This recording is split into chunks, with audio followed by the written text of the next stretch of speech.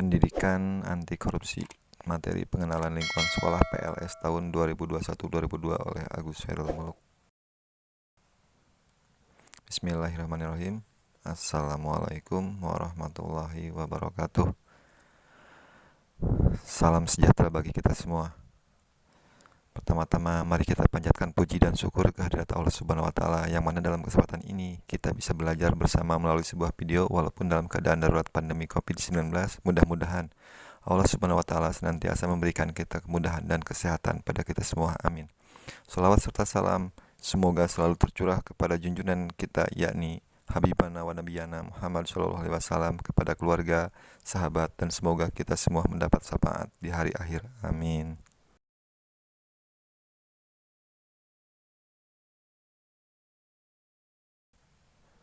Perkenalkan, nama saya Agus Hairul Muluk, guru PKN di SMK SC Bumi Persada. Sebelum kita ke materi, alangkah baiknya adik-adik mengetahui dulu apa tujuan dari pembelajaran ini. Tujuan pembelajaran, setelah mempelajari tayangan ini, adik-adik semua diharapkan mampu 1. Menjelaskan pengertian dan bentuk-bentuk korupsi berdasarkan Undang-Undang Nomor 31 Tahun 1999, Junto Undang-Undang Nomor 20 Tahun 2021. Yang kedua, menjelaskan penyebab terjadinya korupsi. Ketiga, mengetahui hambatan-hambatan dalam upaya pemberantasan korupsi. Selanjutnya, 4. Menjelaskan model pendidikan anti korupsi di sekolah. Ini bagian dari tujuan pembelajaran PLS. Lalu, apa itu pendidikan anti korupsi? Pendidikan anti korupsi adalah sebuah gerakan budaya dalam menumbuhkan nilai anti korupsi sejak dini. Muara dari persoalan korupsi adalah hilangnya nilai-nilai anti korupsi, jujur, peduli, mandiri, disiplin, tanggung jawab, kerja keras, sederhana, berani, adil dari dalam diri individu.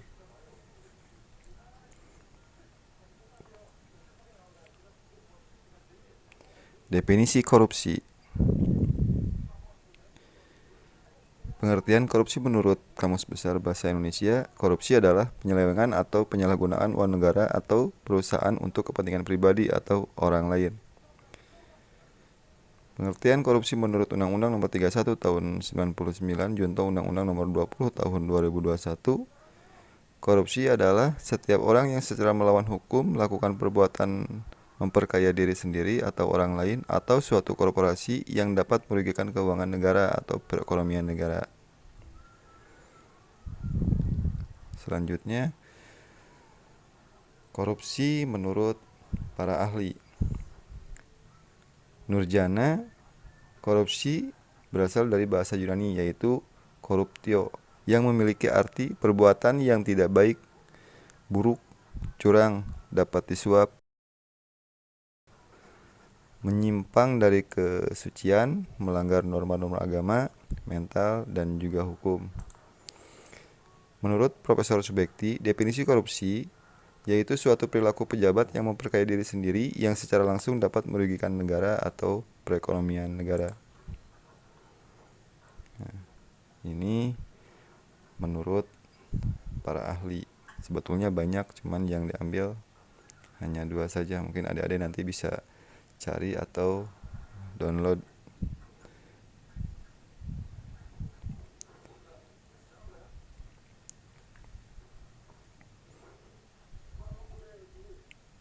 Selanjutnya, bentuk-bentuk korupsi.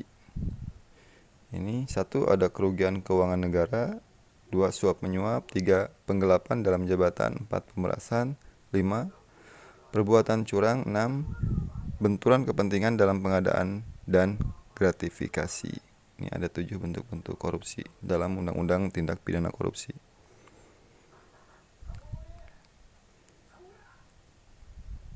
Kerugian keuangan negara. Pasal 2 ayat 1 Undang-Undang Tindak Pidana Korupsi, setiap orang yang secara melawan hukum melakukan perbuatan memperkaya diri sendiri atau orang lain atau suatu korporasi yang merugikan keuangan negara atau perekonomian negara dipidana penjara dengan penjara seumur hidup atau pidana penjara paling singkat 4 tahun dan paling lama 20 tahun dengan denda paling sedikit 200 juta dan seterusnya. Suap menyuap. Nah, ini ada dalam pasal 5 Undang-Undang Tindak Pidana Korupsi. Nah, cuman ini di sini tidak komplit dimasukkan. Nanti adik-adik bisa download di internet tentang Undang-Undang Tindak Pidana Korupsi. Adik-adik bisa baca nanti yang fullnya. Selanjutnya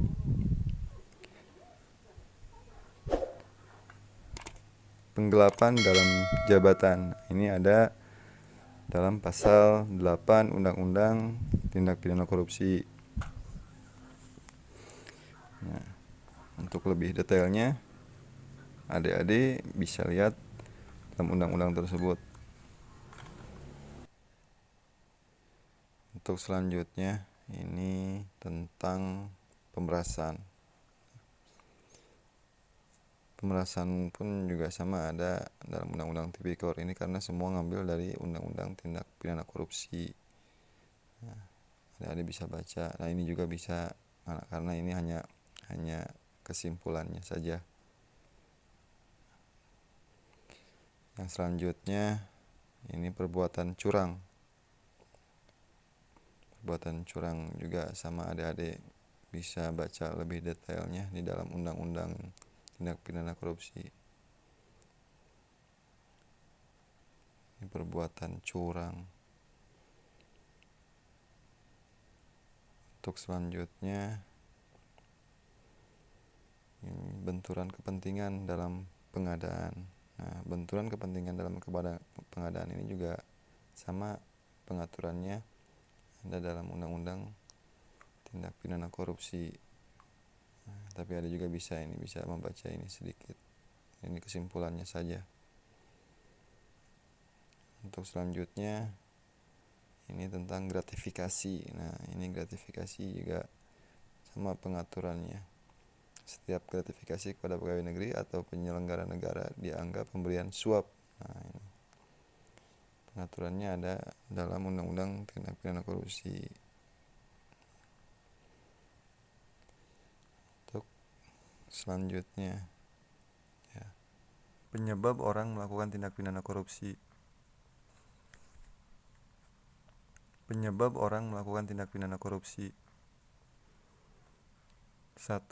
Lemahnya pendidikan agama, moral, dan etika. 2.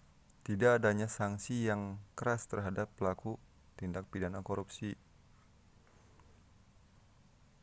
3. Tidak adanya suatu sistem pemerintahan yang transparan, good government. 4. Faktor ekonomi. 5. Manajemen yang kurang baik dan tidak adanya pengawasan yang efektif dan efisien. 6. Modernisasi yang menyebabkan pergeseran nilai-nilai kehidupan yang berkembang dalam masyarakat. Say no to corruption. Hambatan dalam upaya pemberantasannya. 1. Hambatan struktural. 2. Hambatan kultural. 3. Hambatan instrumental. 4. Hambatan manajemen. Nah, untuk hambatan struktural yaitu hambatan yang bersumber dari praktik-praktik penyelenggaraan negara dan pemerintah yang membuat penanganan tindak pidana korupsi tidak berjalan sebagaimana mestinya. Nah, ini lemahnya koordinasi antar aparat pengawasan dan aparat penegak hukum. Ini diantaranya nih, belum berfungsi pengawasan secara efektif. Yang selanjutnya hambatan kultural, yaitu hambatan yang bersumber dari kebiasaan negatif yang berkembang di masyarakat. Nah, ini masih adanya sikap sungkan dan toleransi di antara aparatur pemerintah yang dapat menghambat penanganannya ini.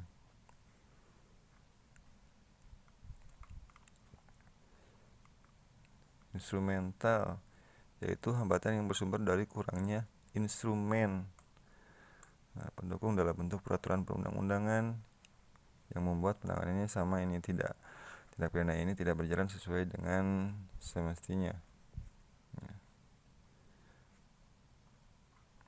Juga yang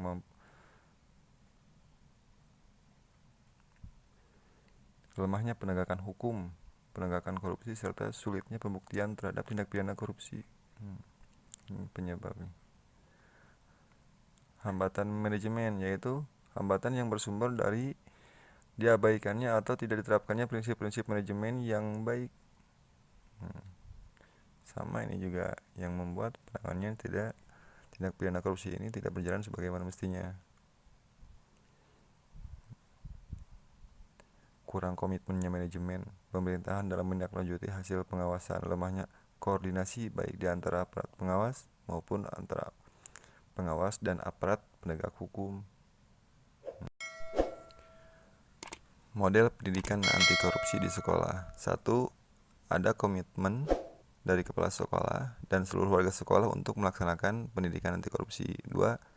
Sekolah memiliki tata tertib sekolah yang sudah ditetapkan. 3. Prestasi sekolah minimal tingkat kota atau kabupaten. 4. Prestasi siswa minimal tingkat kota atau kabupaten. Sekolah sudah mengimplementasikan PPK, penguatan pendidikan karakter dan budaya pendidikan anti korupsi. 6. Sekolah memberikan apresiasi atau penghargaan kepada warga sekolah yang berprestasi dalam bidang akademik dan non-akademik.